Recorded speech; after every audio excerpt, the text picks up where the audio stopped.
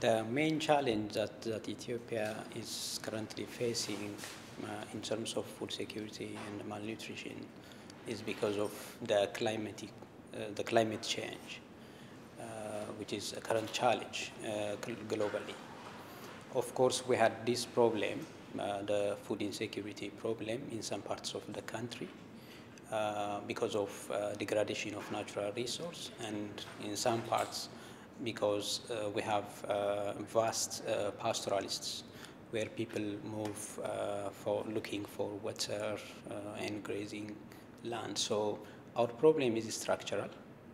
It's structural because in some parts which are drought-prone areas, the natural resource is depleted. Unless it is regenerated, it's seriously affecting the availability of food.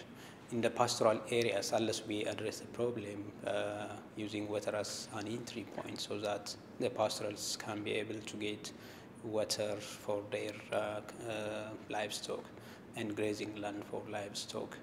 So currently the main challenge is climate change, but there are structural problems also in the country.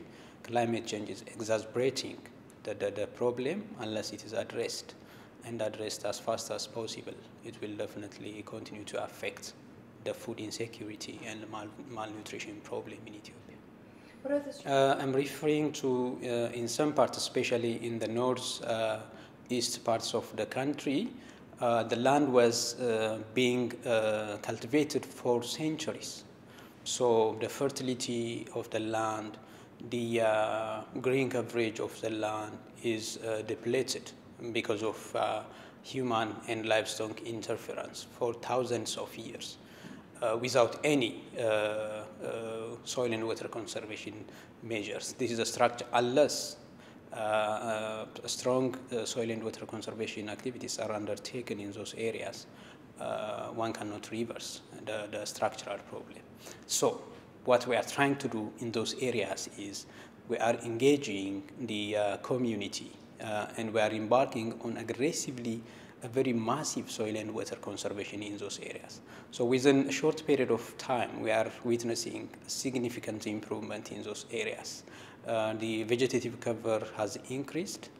Both the surface and underground water potential is developed because of this in some areas, in these drought-prone areas, which had been severely affected by drought. We are witnessing people are producing more than once a year because of these soil and water conservation activities and its impact. In the pastoral areas, as I have mentioned, these areas are lowland, water is scarce, grazing land is very scarce, so people move from place to place to make sure that their livestock is fed and water is available. So this is a structural problem. Unless water is made available and grazing land is developed in those areas, and unless this structural problem is tackled, then they would continue to be susceptible for any climate change and droughts because of this for malnutrition and food insecurity. So what we are trying to do in the same manner in these pastoral areas is we are developing.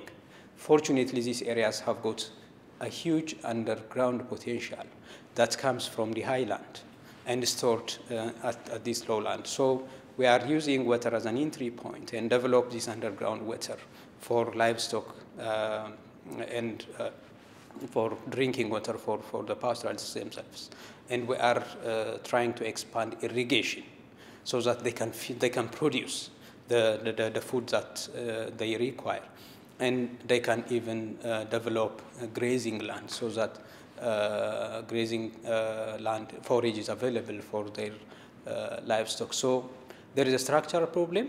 We have already designed different programs, food security programs like PSNP, the household asset building, the community complementary program, and the voluntary resettlement program in both the pastoral and these drought-prone areas, which are very complementary and comprehensive programs.